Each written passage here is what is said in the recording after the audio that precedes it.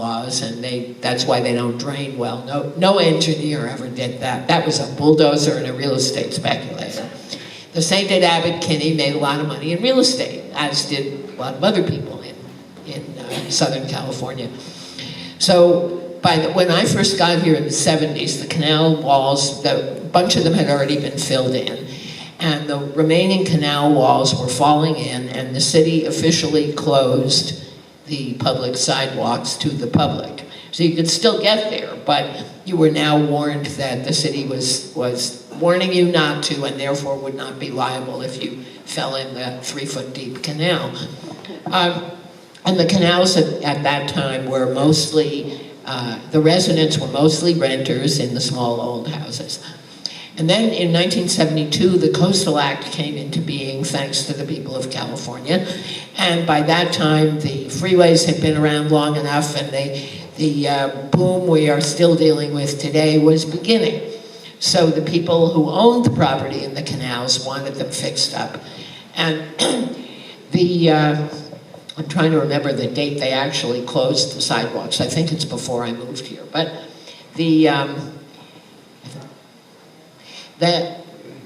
over the course of decades, there would be plans for restoring the canals, and the low-income tenants would sue through the Legal Aid Foundation or the Western Center. This went back and forth for years. And in the mid-'80s, my predecessor, Mrs. Russell, got a deal through the canals. It was paid half by an assessment district, so the canal property owners had to support this or it wasn't going to happen. And by the time I was elected, they were all set. They had all their city permits, but they hadn't yet gone to the Coastal Commission. And the one remaining issue that divided the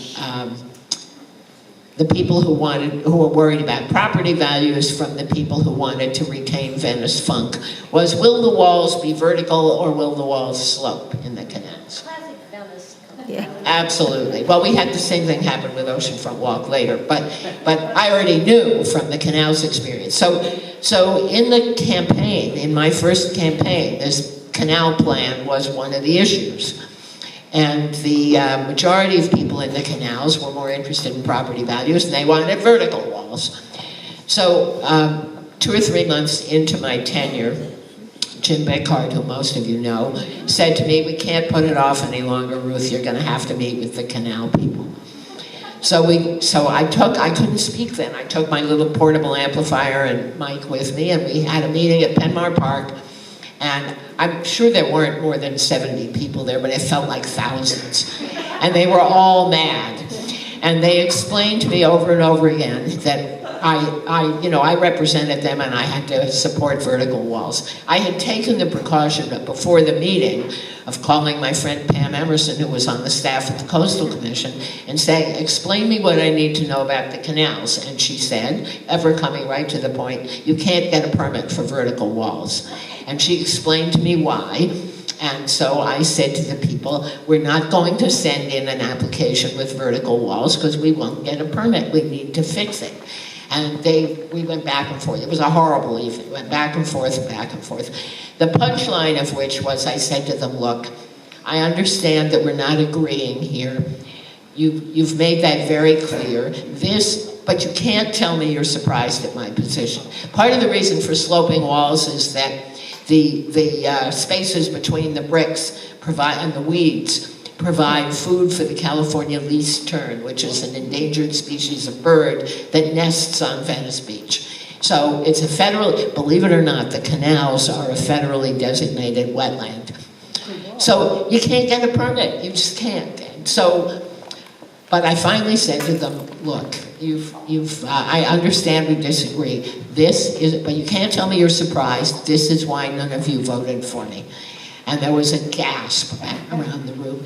And how did I know that? After every election, the campaign consultant and the candidate sit down with a record of who voted and where the votes came in, and they look at what's called crosstabs.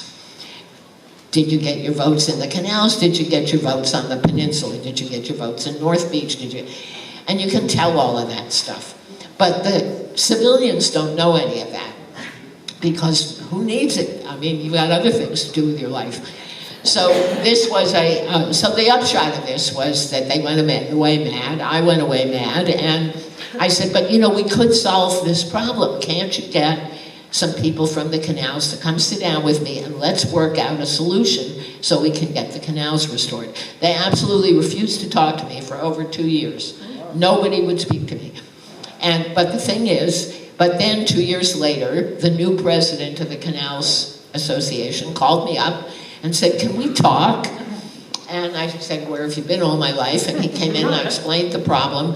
And they, of course, didn't like the solution I came up with, which, fine. I said, as long as we agree on the problem, you go solve it.